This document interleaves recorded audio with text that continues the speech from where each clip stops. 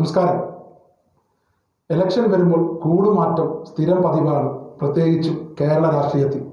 കഴിഞ്ഞ ഏതാനും ദിവസങ്ങളിലായി സോഷ്യൽ മീഡിയയിലും മുഖ്യധാര മാധ്യമങ്ങളിലും ചർച്ചയായിരുന്നത് എറണാകുളത്ത് KV തോമസ് ഇടതുപക്ഷ സ്ഥാനാർത്ഥിയാകുമെന്നുള്ള ഒരു വാർത്തയായിരുന്നു.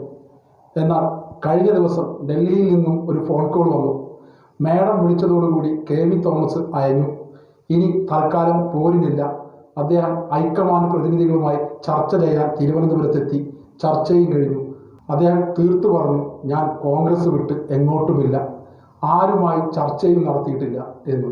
അതുകൊണ്ട് തന്നെ കഴിഞ്ഞ ഒരാഴ്ച സോഷ്യൽ മീഡിയയിലെ സജീവമായ ചർച്ചകൾ പെട്ടെന്ന് അവസാനിക്കുകയും ചെയ്തു.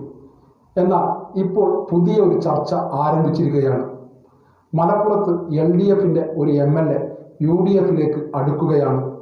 അദ്ദേഹം ഒരു പക്ഷേ UDFിൻ്റെ സ്ഥാനാർത്ഥിയായി ഇത്തവണ വോട്ട് തേടും. പൊന്നാനി ലോക്സഭാ മണ്ഡലത്തിൽ ET മുഹമ്മദ് ബഷീറിനെതിരെ മത്സരിച്ച് ഏകദേശം വലിയ വെല്ലുവിളി ഉയർത്തിയ ഒരു സ്ഥാനാർത്ഥിയായിരുന്നു ഈ LDF MLA. അദ്ദേഹം പൊന്നാനി ലോക്സഭാ മണ്ഡലത്തിൽ ശ്രദ്ധേയമായ ഒരു മത്സരം കാഴ്ചവെക്കുകയും ചെയ്തു. 2016 മലപ്പുറത്ത് LDFിന് മിന്നുന്ന ജയം നേടുന്നതിൽ നിർണായക പങ്ക് വഹിച്ചത് ഈ മുൻ കോൺഗ്രസ്സുകാരനാണ്. എന്നാൽ ഇത്തവണ പ്രതിപക്ഷ നേതാവുമായി ഏറെ അടുപ്പമുള്ള ഈ LDF MLA പ്രതിപക്ഷ നേതാവുമായി സംസാരിക്കുകയും അദ്ദേഹം UDFിലേക്ക് എത്തുമെന്ന് ഏകദേശം ഉറപ്പാവുകയും ചെയ്തിട്ടുണ്ട്. എന്തായാലും അദ്ദേഹത്തിൻ്റെ മണ്ഡലത്തിൽ അദ്ദേഹം CPM നേതൃത്വവുമായി നേരത്തെ തന്നെ ഉടക്കിക്കഴിഞ്ഞതായാണ് റിപ്പോർട്ടുകളുള്ളത്.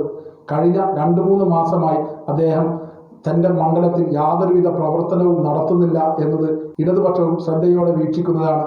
എന്നാൽ ഇവിടെ നിന്ന് മണ്ഡലം മാറി മത്സരിക്കുകയാണ് ഇദ്ദേഹം എന്നാണ് നേരത്തെ വാർത്തകൾ ഉണ്ടായിരുന്നത്. അതല്ല, ഇപ്പോൾ UDF പക്ഷത്തേക്ക് ഏകദേശം അടുത്തു കഴിഞ്ഞുവെന്നും പൊന്നാനിയിലാണ് ഇദ്ദേഹം മത്സരിക്കുക എന്നും അടക്കിപ്പിടിച്ച ചില സംസാരങ്ങളുണ്ട് കോൺഗ്രസിൻ്റെ ഉന്നത നേതൃത്വങ്ങൾക്കിടയിൽ. ഏതൊരു നേതൃത്വവും പറയുന്നത് വരികയാണെങ്കിൽ നല്ലതാണ്, ഇരുകൈയും നീട്ടി സ്വീകരിക്കുമെന്നാണ്. പ്രതിപക്ഷ നേതാവുമായി ഇദ്ദേഹത്തിന് ഊഷ്മള ബന്ധമാണ് ഉള്ളത്. നേരത്തെ പാർട്ടിയിൽ നിന്നും സീറ്റ് ലഭിക്കാത്തത് കൊണ്ടാണ് ഇദ്ദേഹം LDFിലേക്ക് ചേക്കേറിയത്. കാത്തിരിക്കാം ഈ രാഷ്ട്രീയ അട്ടിമറിയെക്കുറിച്ച്. നന്ദി, നല്ല നമസ്കാരം.